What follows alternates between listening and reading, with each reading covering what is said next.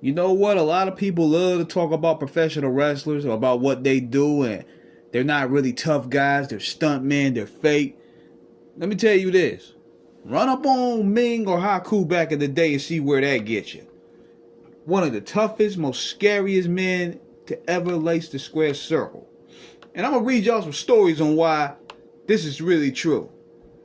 And it says here, Ming, aka Haku, on being the toughest man in the locker room, his reputation. He said, wrestlers just want to throw my name around for the heck of it. I think we're all tough.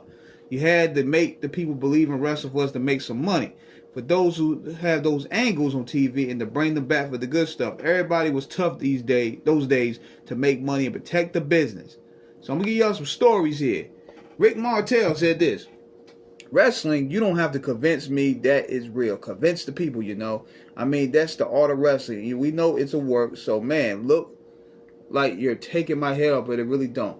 I will put this guy against anybody in a real fight. He could kill anybody. This guy is a killing machine. Ask anybody in professional F is this guy.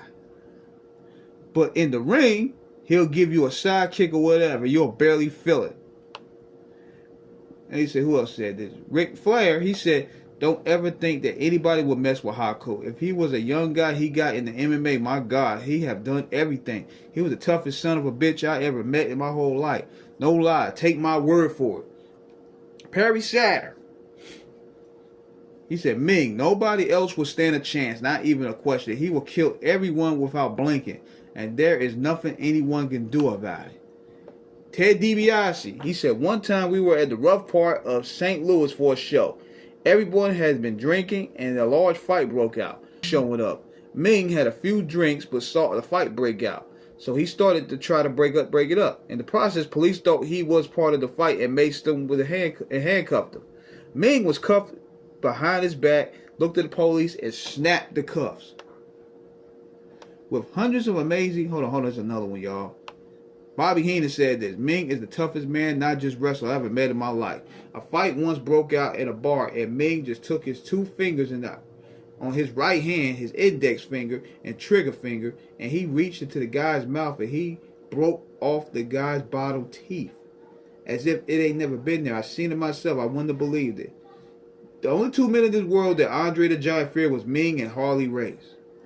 Rick Steiner even said that about Ming. One time Ming fought off 8 police officers. They shot him with mace and he closed his eyes and sucked it in. He just opened his mouth and took a deep breath. I mean, some of the stuff that he did was like, what the hell? Scotty, I thought we were tough guys, but that was before we met Ming. This is the Steiner brothers saying this, bro. Arn Anderson, he said there are 3 types of men in this world. There are tough men, there are wrestlers, tough men, and then there's Ming. He was in a completely different category than anyone else on the planet.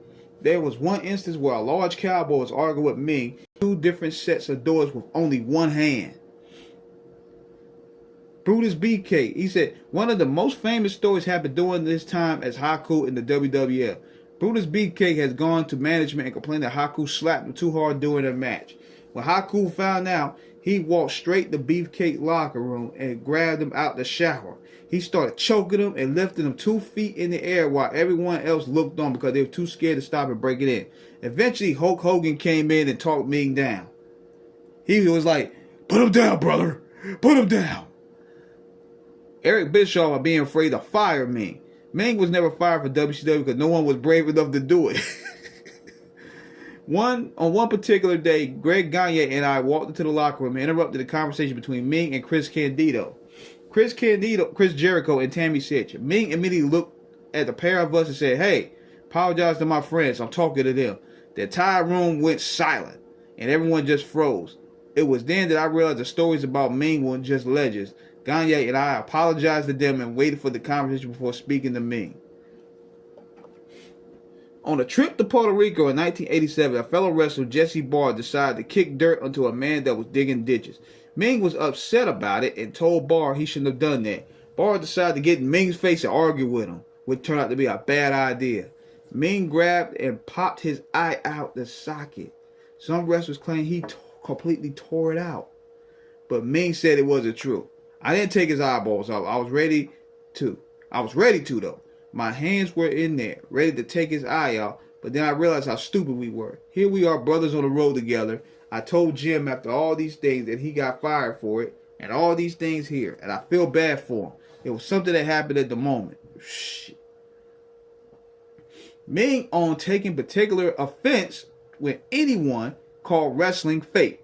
When I walked in and they tell me it's fake, I'll show you how fake the business is, Ming once said.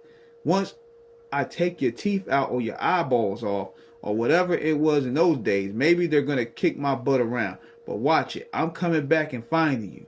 But those were the days. I'm glad nobody picked up a gun and shot my ass. But in those days, that's how it was. It was my love for the business.